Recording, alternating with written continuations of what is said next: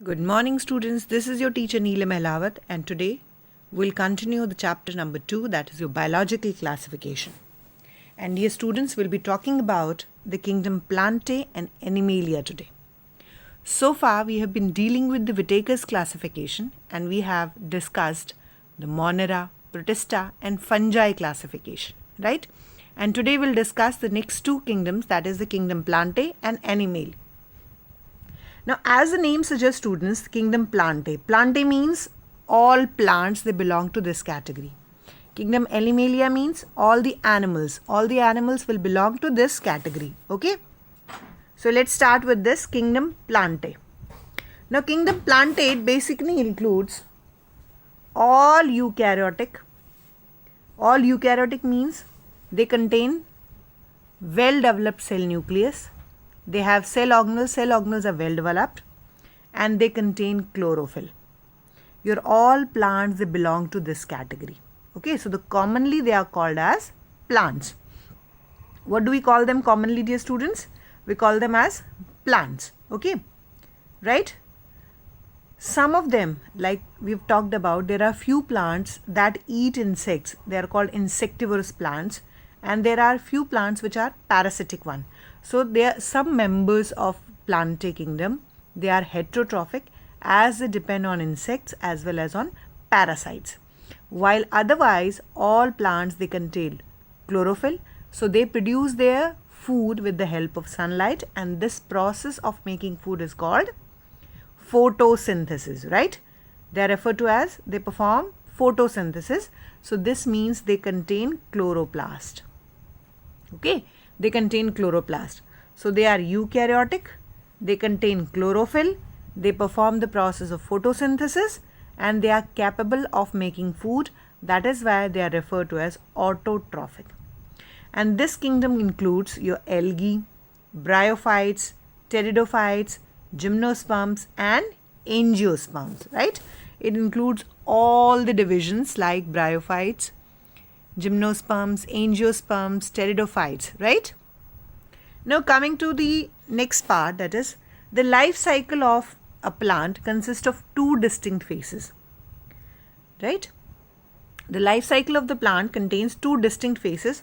One is diploid sporophytic phase and another is haploid gametophytic phase.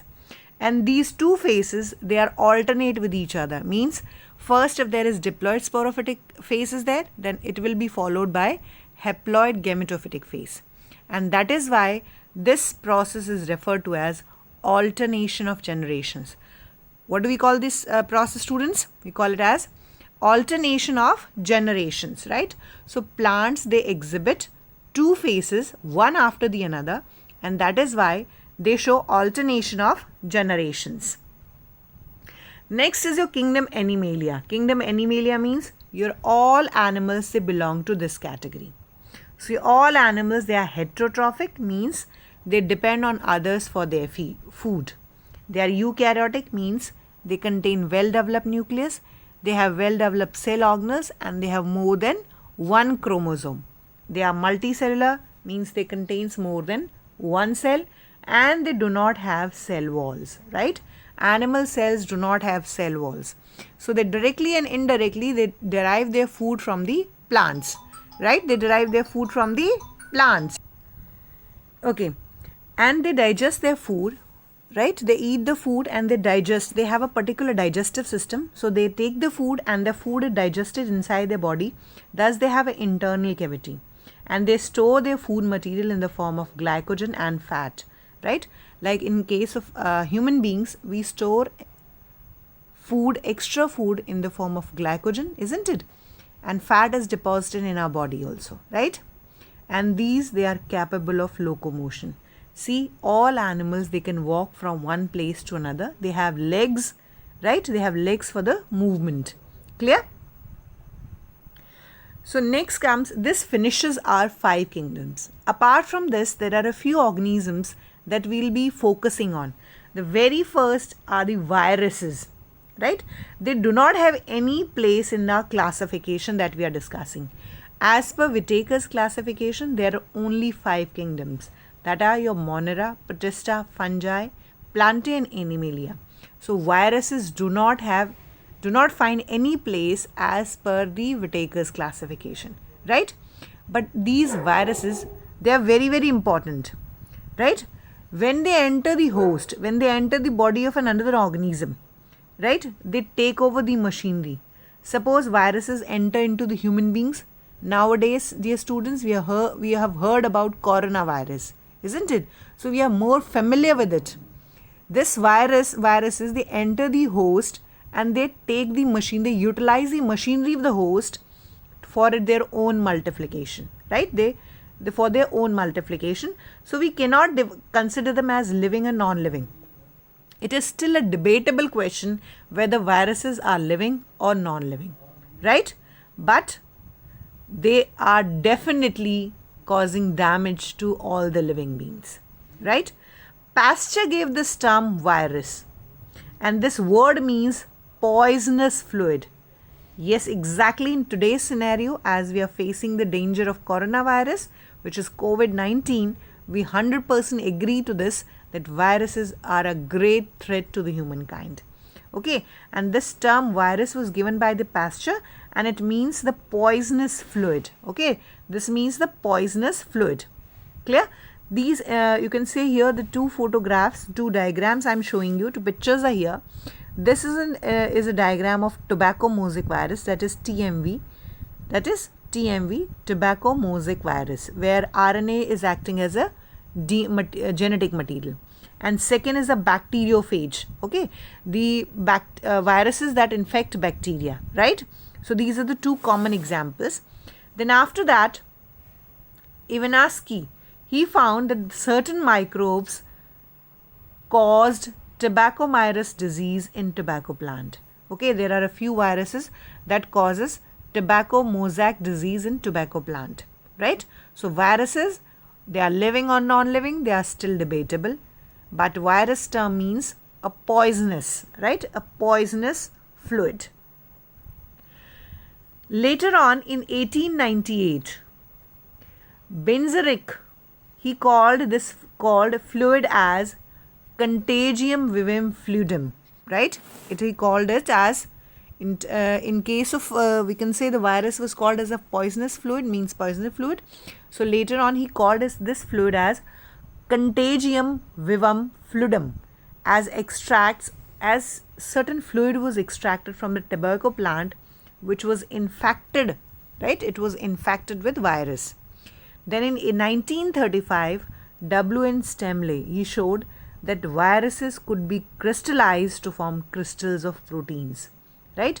They can be crystallized to form crystals of protein which are inert outside their specific host. Okay, so they can be crystallized to form a protein which is inert, right, outside their specific host. Now coming to the structure of virus.